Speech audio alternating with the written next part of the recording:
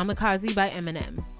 Less than 9 months after the release of his last album, Revival, Emma's back with his 10th solo album, Kamikaze. Revival was not received very well. Emma is determined to gain back the respect that he once had on top of hip-hop. After addressing all the hater and naysayers, did Eminem prove what he set out to prove with Kamikaze? How do we feel about it? Kamikaze. This was a nice surprise to wake up to on Friday morning. Beautiful surprise. To see Eminem had a new album. Now what the hell is going to come out 2019? I'm just saying, like, everybody done dropped this year. Yeah, you're right. So after Rihanna drops this year, it's about to be. It's gonna be the youngins, all youngins next year. We might be on top of the roofs and top of bridges committing suicide listening to this stuff that's coming. You know, like Eminem said, man, I'm getting tired of people fucking on my bitch. Like he said on the opening track on this, man. How you feel about the album artwork? Oh, I thought it was dope. I learned that it was a tribute to Beastie Boys album cover or something, something like that. But yeah, I thought it was pretty dope. I mean, when I saw it, I was just like, yo, what is this? Because, you know, when I was up late when I first found out the album, and I looked at it, I'm like, yo, this is a joke. This ain't real. But went on Tidal, and there it was. So yeah, I was just like, okay, I don't know what to expect. Kamikaze. And I see him, he about to do some shit, you know?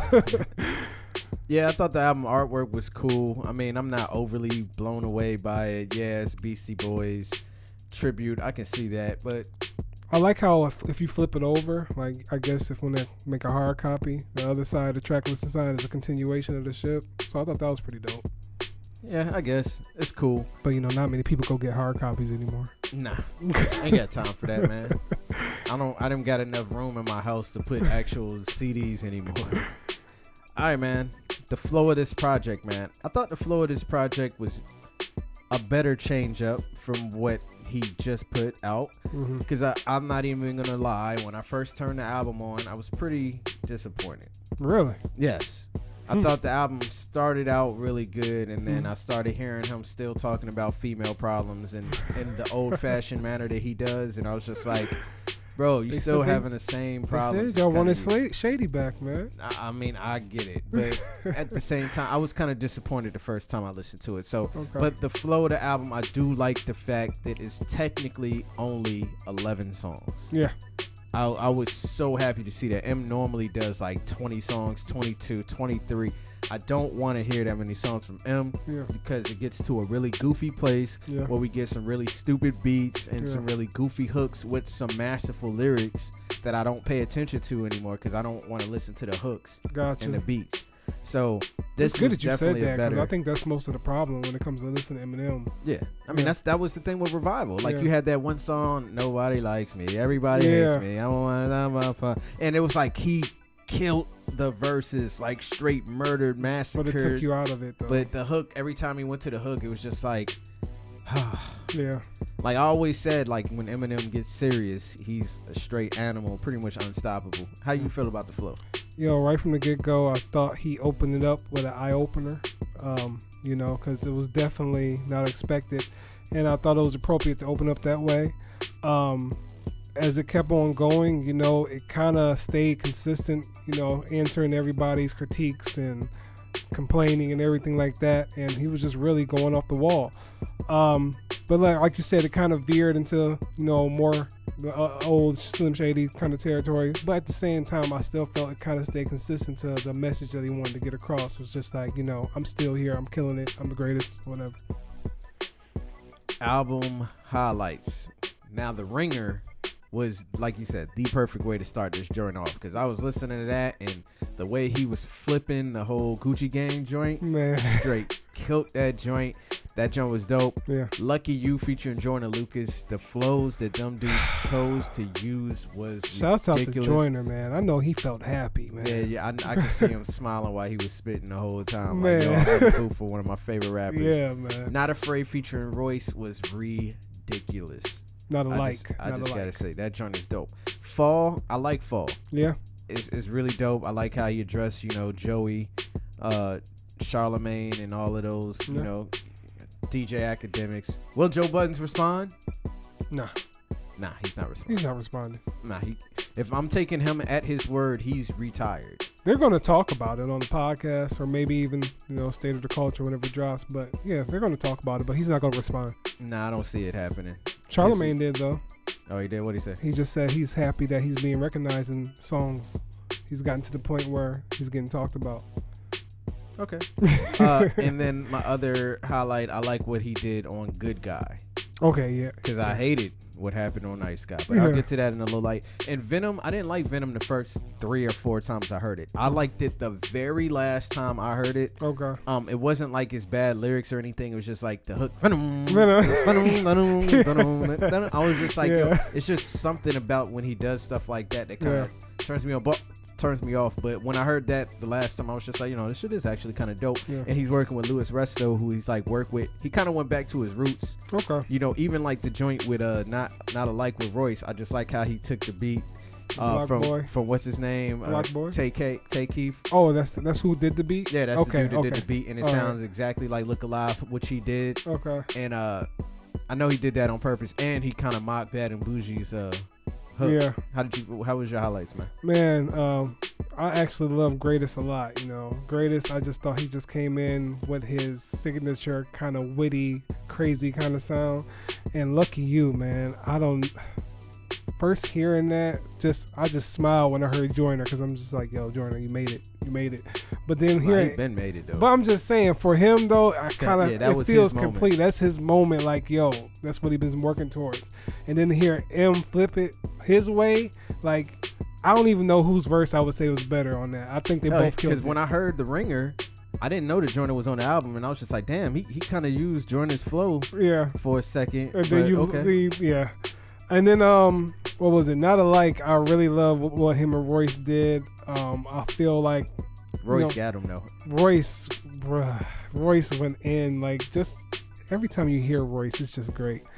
And I really love what he did with Good Guy. I love Jessie Reyez and how he, man. So she didn't make it? Huh? She didn't make it. I mean, you said Joyner made it. She ain't make it. Yo, she made it too, man. It was just like, yo, just hearing her on something like this with M, like, I never thought about it until now. And it's just like, yo, it sounded so good. So good.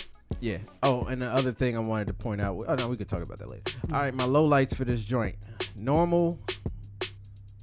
I thought Normal was kind of like it would hit there a little bit. It didn't, but it didn't reach the peak. Like, I felt like after that skit, it was supposed to be something real hard, but it really didn't get there. And the thing was, I felt like the skits threw off the feeling of the album, because I felt like they weren't placed in the right spot. Yeah, I agree. So like the first, skit, because like the way the album sounded at first, it sounded so hard. Then you get the Paul skit, and then Normal comes on. Yeah. And I was kind of like, okay. And then M calls Paul back.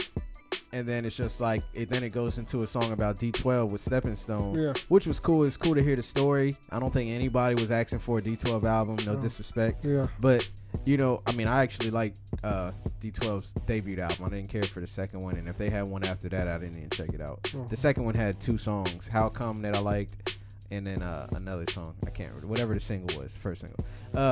But I wasn't looking forward to a D12 album, but it's cool to hear his story and what happened. I didn't think M used them as a stepping stone at all. I felt like they needed him, not really the other way around. Yeah. But the worst song on this CD has to be Nice Guy.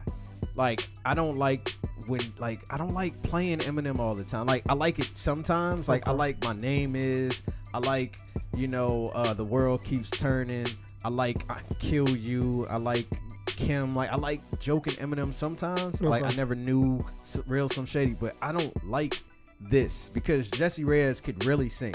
And I feel like a lot of people don't really know who she is. So to have her do that with her voice where it sounds like she's not really singing. And then all the Suck My Dicks, I didn't care to hear that either. It was really annoying. So Nice Guy was kind of ass to me.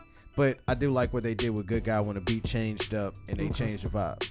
What's your little lights? I agree with you. The skits were kind of like off place, and Normal felt like it should have been placed somewhere else. But like I really didn't like how the skits were, and I didn't really like Venom on this album. I don't think it should have been placed on this album. It wasn't a bad song. It's not a bad song, but after Good Guy, I thought that was kind of like the way it should have closed out, so to speak. Because with Venom, I just couldn't help but thinking like, oh, this is going to be on a Venom movie or whatever like that. So it kind of took away from the Kamikaze album, but I get why he put it on there, but I think that could have been like a bonus or something like that, or just a regular single. I do like that line. He said, "Any beat I go crayon it like a coloring book." Yeah. I was just like, "Yo, this dude is." He was spitting some crazy bars about, like, you know, you put your arms over your head because you got to pull up and oh yeah, he murdered MGK. Oh yeah, most definitely. But yeah, final thoughts. He murdered MGK. He kind of addressed all the haters and the naysayers. Do I feel like he finally, you know, proved everybody wrong? Yeah, I do. But how long is that gonna last? Because, like we keep saying, it's a gone this here today, going tomorrow type environment with music nowadays. I'm definitely gonna keep listening to a few of these joints because some of these joints are amazing. And M is back. Yeah, man. You know, I had a chance to look at some tweets of people, and people are just saying, "Yo, Eminem's trying too hard. Eminem needs to just go ahead and retire." At this point, I'm like, what do y'all want? Because this is Eminem. This is what everybody wants out of him. I think he didn't just, you know, do a lot of old Eminem per se stuff, but he basically took a lot of sounds from today and did his own run on them. And he gave, that's what Eminem does. Like, in order to stay relevant, you know, prove that you can do it on today's sound. And I think he did that. Everybody loved when J. Cole did it with KOD, right? There you go. So, I mean, I don't know what y'all want. Like, I feel like this is the Eminem that people wanted, you know, Eminem back against the wall type of, you know, I'm going to prove to everybody this is what I do. This is what I live for. And I loved it. Yeah, man, I agree with you 100%. Final grade. My final grade for this joint, obviously, I give it a check. It's definitely worth checking out. You will like a good 5, 6, 7 if you're an M fan. 7, 8, 9 songs on here if you're an M fan. I just like I said, I'm not really big on the female problems, crazy relationship songs. It's like I've heard him do it that same way before. Right. Like if he's gonna do it, I like it when it's done in a more creative way. Yeah. You know what I'm saying? Like what I mean is like the way he did the verse on "What's the Difference Between Me and You," where he's talking about riding around in the car with the girl that's, you know, this dead, or like, you know, like all of that stuff. Like this, like, don't get me wrong, normal sounds like what the kids are doing nowadays, but I just wasn't feeling it. But aside from that, man, Eminem never really went anywhere lyrically other than with the Relapse album and Encore. Those albums were lyrically lacking to Eminem standards. And that's the thing, because Eminem has been such a beast for so long. He set such a high standard for himself. When he's not super nice, you're not 100% impressed. Yeah, man, I give it a check. I feel like there's going to be something for everybody, not even just M fans. You know, if you're not an M fan, you're definitely going to look at this or listen to this and be like, whoa, what has happened? Why has he did all this? So it's definitely a wake-up call for anybody who hasn't paid attention to Eminem.